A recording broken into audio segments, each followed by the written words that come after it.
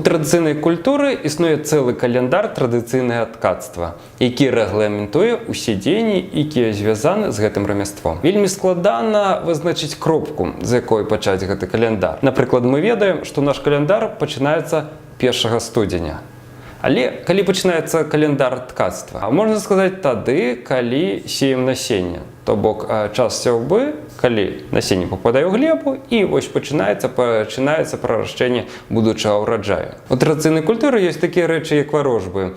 Калі чалавек, сочачы за асяроддзем, можа вызначыць той ці іншы фактар, напрыклад, рост ураджаю ільну. І гэта адбываецца звычайна ў цікавы сакральны час зімовага сонцастаяння, звязаны ў першую чаргу з калядамі, а дакладней ноччу перад калядамі, перад Старым Новым годам альбо перад вадохрышчам. У некаторых рэгіёнах Беларусі кажуць, што калі ноччу перад калядамі шмат зорак, то ў гэтым годзе чакаецца вялікі ураджай ільну. Такім чынам закладаецца пэўная сітуацыйная рэч. То бок, чалавек ведае, мала зорак, чакаць дрэннага ўраджаю. Зорак шмат, значыць будзе добры ураджай ільну. Альбо варожбы з самой куццёй, ежай, якую ўжывалі на 3 святы. Гэта, зноў-такі, каляды, гэта Стары Новы год і гэта вадохрышча. Пад куццю клаліся сломінкі альбо тыя ж самыя сцяблінкі ільну. Калі выцягваеш доўгую сцяблінку, будзе добры ураджай доўгага ільну.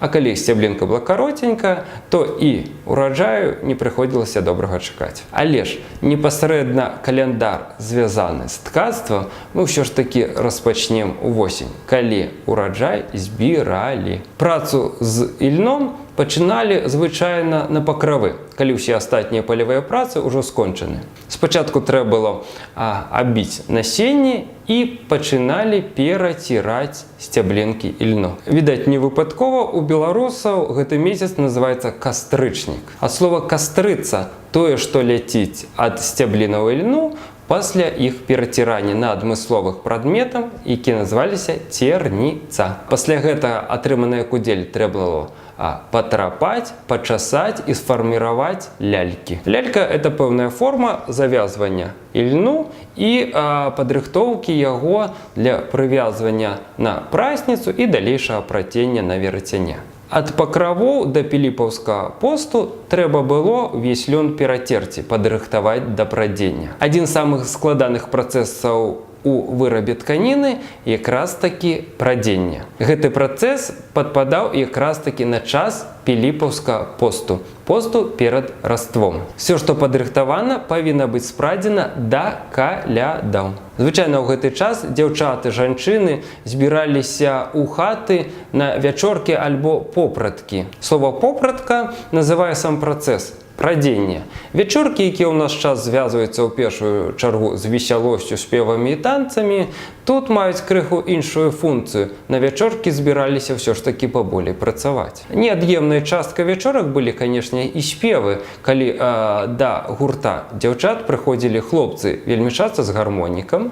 Ну і тут, канешне, патрэбна было паказаць усю сваю прыгажосць не толькі ў працы, але яшчэ і ў голасе. Таксама на вячоркі прыходзілі і будучыя свякрухі дзяўчат. Такім чынам яны назіралі звонку, якая пападзецца нявестка.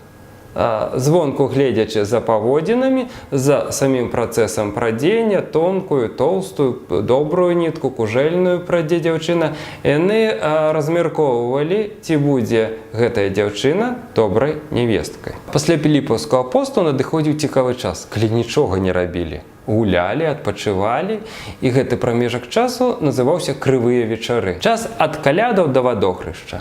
Нельга было ні прасці, ні ткаць ні ў якім разе. Все рэчы, якія былі звязаныя з працай, выносіліся з хаты.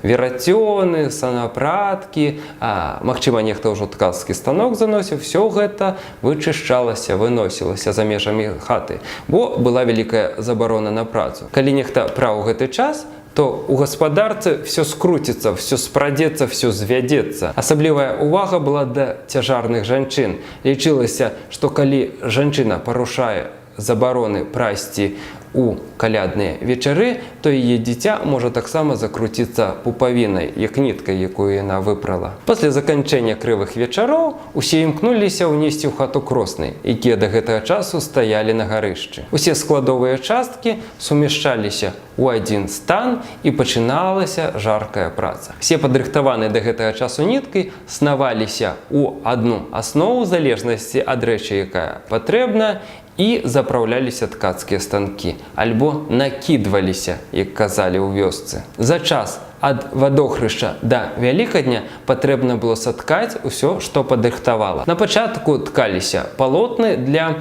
звычайных патрэбаў, з іх шылі адзенне, з іх шылі мяшкі нават, з іх шылі посцілкі, то бок спачатку гэта былі найбольш прасцейшыя рэчы. Бліжэй да Вялікадня, падчас Вялікага посту ад дабравешчання, жанчыны пачыналі ткаць узорныя палотны. Надзяляючы сімволікай рэчы, якія ткаліся ў гэты час на кросным, ім надавалася яшчэ большая увага. Напрыклад, ручнікі, іх яшчэ называлі набожнікамі.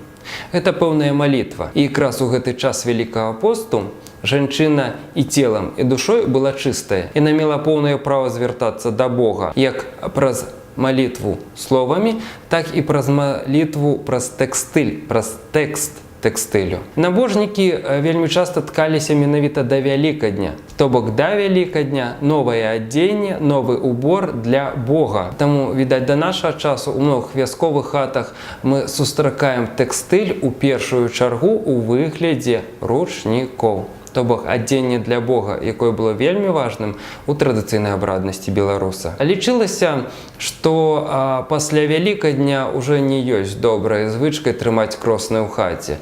Таму ўжо да чыстага чацвяргу патрэбна было разабраць кросны і схаваць назад на гарышча. Пасля гэтага тканіну патрэбна было выбеліць на поплавах, дзе яна рассцілалася, каб мачылася ранішняй расой. Тое, што было саткана, сшывалася ў адзенне, збіралася пэўнымі часткамі, нешта вышывалася, і такім чынам паралельна шло жыццё далейшае. Тканіна ўваходзіла ў пэўныя зносіны з чалавекам.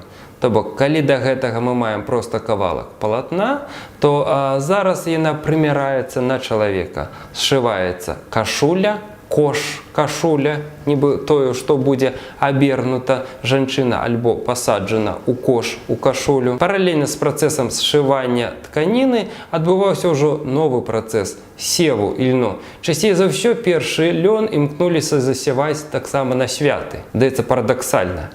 У свята нельга нешта рабіць. Але лён, які збожа, гэта сакральная расліна, якая узвышалася да ўзроўню боскай. Таму менавіта ў свята ёй і надавалася самае высокае значэнне пасеву боскага ўраджаю. Акрамя календару, які ішоў па коле, то бок месяц за месяцам, існаваў яшчэ сітуацыйны календар. То бок пэўныя дні тыдня альбо святы, калі ні ў якім разе нельга было працаваць з тканінай альбо з ніткай. Напрыклад, калядныя вечары. Нельга прасці, але ў той жа час нельга і шыць. Лічылася, што такім чынам ты прышыеш за сябе нешта благое, нешта дрэннае. Асаблівай увагай надзяляліся дні тыдня. Напрыклад, панядзелак, першы дзень тыдня. І ў гэты дзень забаранялася снаваць аснову для кроснаў. Бо казалі, што ў гэты дзень снаваўся свет. Такім чынам мы бачым паралель са снаваннем свету Богам і снаваннем асновы жанчынай. То бок паралель боскі снавання свету, снавання тканіны параўноўваецца з сусветам. У некаторых рэгіёнах забаранялася прасці, напрыклад, у сераду. У большасці рэгіёнаў забаранялася прасці менавіта ў пятніцу, звязваючы гэта з абякункай традыцыйнага жаночага рамёства параскевай пятніцы. Лічылася, што сама параскева пятніца ходзіць у гэты час і назірае за жанчынамі, якія пралі ў гэты дзень. Пасля яна абавязкова сасніцца гэтай жанчыне, уся заколата верацёнамі, і скажа: «Вось гэта за цябе». Альбо існавала ўстойлівае павер'е, што тыя, хто прадуць у пятніцу, запарушваюць вочы сваім памерлым продкам. Календар традыцыйнага ткацтва з'ява дастаткова складаная і шматвектарная. Але ў першую чаргу нашы продкі стварэнне тканіны, тэкстылю звязвалі са стварэннем свету, дзе быў свой пачатак і свой канец.